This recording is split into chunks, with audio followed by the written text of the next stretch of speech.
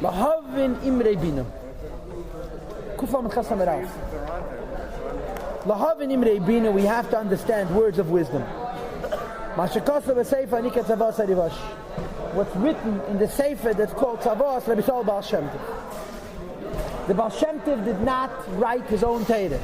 V'chlal, from Helikan Baal Shem Tov, we have Sach Hakel, one written page that's known to exist in Baal Shem Tov. Ksav Yad Kodesh is one known page of Ksav Yad, Kuflam Chasam Aleph, from Helikan Baal Shem Tov, which is in the Rebbe's library.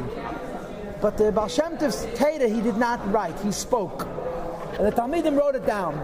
Most of the Torahs of the Baal Shem Tov are in the Degel Machne Ephraim and in the Tolos Yankov Yosef and a few others. But the Ikis sources of the Baal Shem Tov's Torah is the Sid Lekover, Baal Shem Tov's grandson, and the Tolos Yankov Yosef. They wrote down Torahs of Baal Shem Tov. Other Talmidim also wrote, and a fellow made a likut of Torahs of Baal Shem Tov, and he gave him out in two svarim. One was called Tzavos Harivash, the other was called Keser Shem Tov. By the way, the person who made the Keser Shem Tov also made the Magid Devar Yankiv. He was a Rav in Bichov Dachtzchmit, and then he made a third sefer, which is a Bir and Tanya. It's very interesting. He made the Chassidus of the Baal Shem Tov, the Chassidus of the Magid, and then his own Chassidus is the Bir Mashakosov, the Sefer. I think it's Lamed Aleph, the Kutei Amorim. His whole sefer, he had the shtickle gate of Tanya. Interessant. He was a Talmud of the Magid, Adam Godel, but it's not the Torah of the Baal Shem Tov. Baal Shem Tov spoke in Yiddish. Tmida Baal Shem Tov wrote it, and they were Medayik, Kamuvan, but to translate Yiddish into Hebrew, not always was it B'diuk. This is an essay which the Baal Rebbe wrote to defend the Baal Shem Tov. Mistagdem doch geschrieben, Pech and Schwebel against Chassidus. They criticized, they argued with Chassidus, I don't have to tell you. And ultimately, their arguments were that the inyonim that you have in Chassidus, the Ashkaf of Chassidus, is against Yiddishkeit. And one of the points that they focused on was this shtikele Tzavos Harivash, which the Alter Rebbe is going to explain.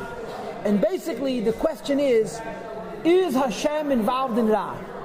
Is Hashem invested in Klippa? This is going to be the issue. The Misnagdim said Chas v'Shalom, and the Chassidim said Chas v'Shalom not. Right. Or here it's even more sensitive. Is Hashem in a bad choice that a human being makes with B'chiras HaChavshis? A church mele, it's stones. Here we're talking about a human being exercising evil choice, and the Alter Rebbe is going to argue that even here there's the hand of the Eibishter, based on Teres Baal Shem Tov. So the Misnagdim Sechvachepet, and the Alter Rebbe wrote in the Igeres HaKedesh to explain it, and he concludes that you see at the end of the Igeres HaKedesh, I'm giving you one example, which shows you how every single Torah from Baal Shem Tov, how much is in it. The whole Torah of Baal Shem Tov is 3 lines. You look up the original, it's mamish 3 shuras. Here you have how many pages? I mean, it's a long Igeres HaKedesh. It's almost 4 blot, almost 8 pages, 7 pages plus of a beer on these 3 lines, and it enlightens the chiddush of Chassidus about Achdos Hashem and the involvement of Eibishter and everything. It tells the Misnagdim, relax. The Baal Shem Tov was not what you think he was, you know. So that's what this is about. So he's going to explain this nekuda of Sefer Tzavos Harivash. Hagam even though shebe'emes, although Eina Tzava Asa, it's the second line from the bottom. It's not a Tzava at all, because v'leitziva klal lefnei p'tirase, he did not command before he passed away at all that they should write this stuff down. Rak, but rather him lekuti basa lekuti. They're him lekuti imresav. They're a collection of his saying hateiras that are pure.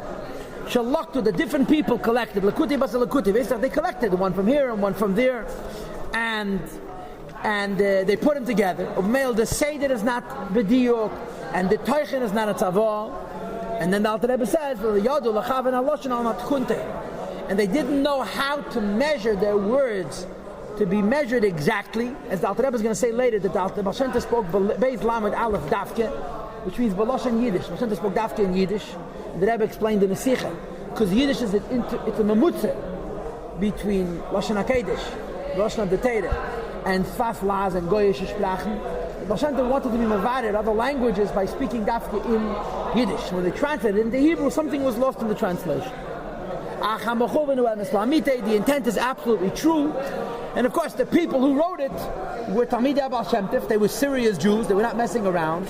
And when they wrote down Teres Baal Shem Tov, they were qualified to write the Baal Shem Tov's status, and they wrote it to the best of their limited abilities.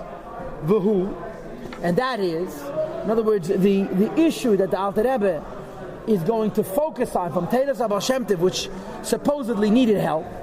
It's Beheg the Maimer Chazal. The Baal Shem Tov begins his Teira with the Maimer Chazal. This Maimer Chazal is a Zayar. It's not in Shas. And it's also a Rambam, which is one of those weird inyanim that Rambam, who never saw the Zayar, has many things that the only source of it is the Zayar. There's a Maimer Chazal. The Rebbe is Metayin to a Gemara someplace in the Darim or Nazir, which says something similar to this statement. But this statement, B'diak, is not any place in Shas. It's a Zayar. Any person who gets angry like he's worshipping idols.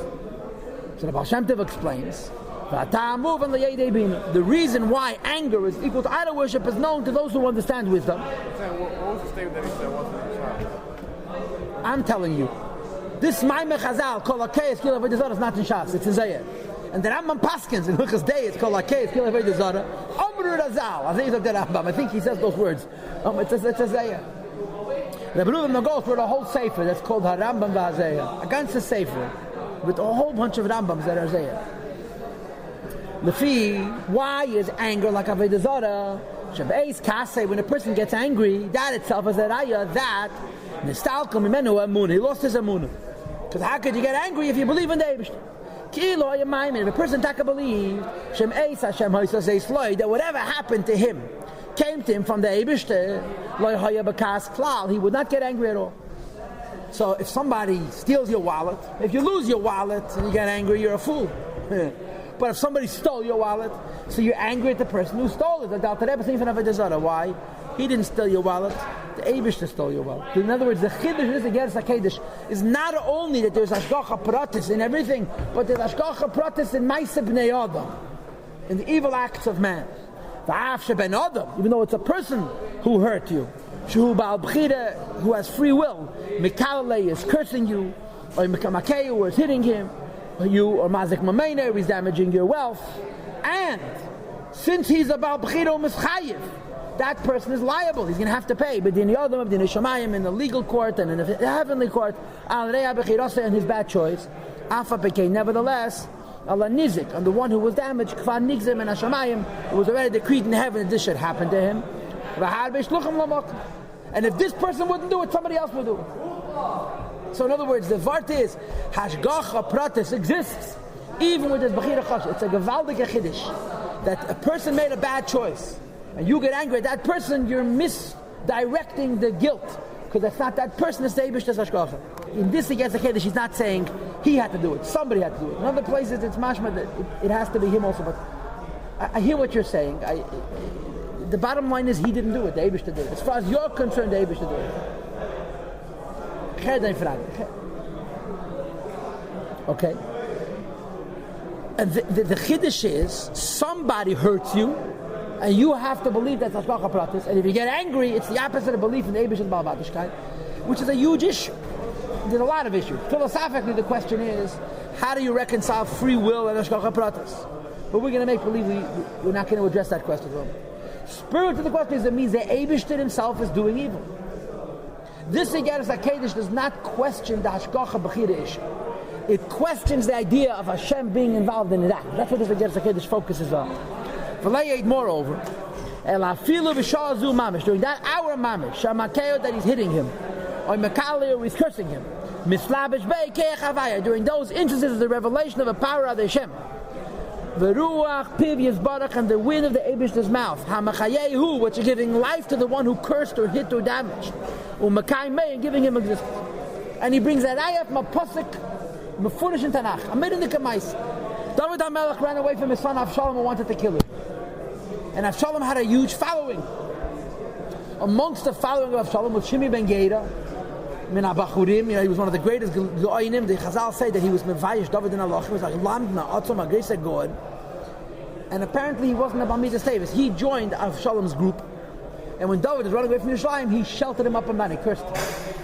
When David came back to Yerushalayim, Mapidin, he was a maid of the Malchus, Chayiv Misa. And Melech Shemachal al Kvede and Kvede Machal. A king is not allowed to forgive. So Shimi ben Geda came out and he appeased David HaMelech. B'shas Chedvese, when David was in a very good mood, and he promised he won't hurt him. But before he died, he told Shlomo HaMelech, Ich hab gehat achiyuv to be noikim. I was not allowed to forgive him. So the sisa b'chochmasecha.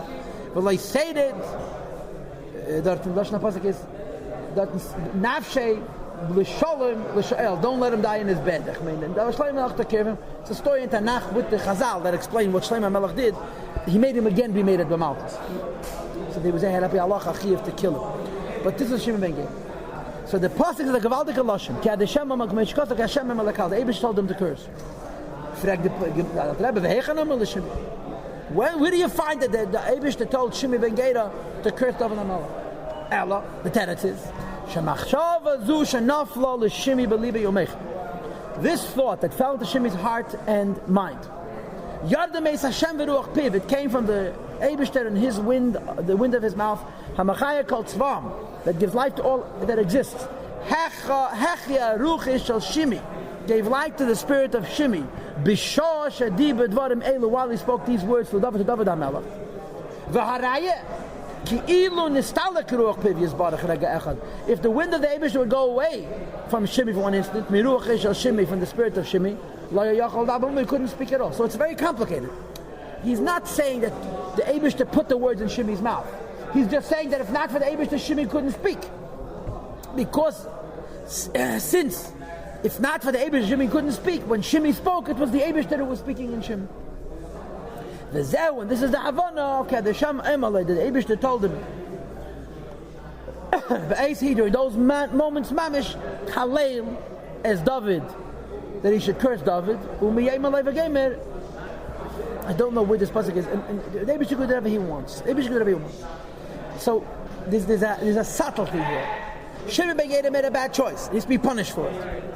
But Shimi ben Geda got chayv from the Eibishter during the instant that bad choice was made, and as a consequence, the Eibishter is the highest of the bad choice that Shimi ben Geda made. Now,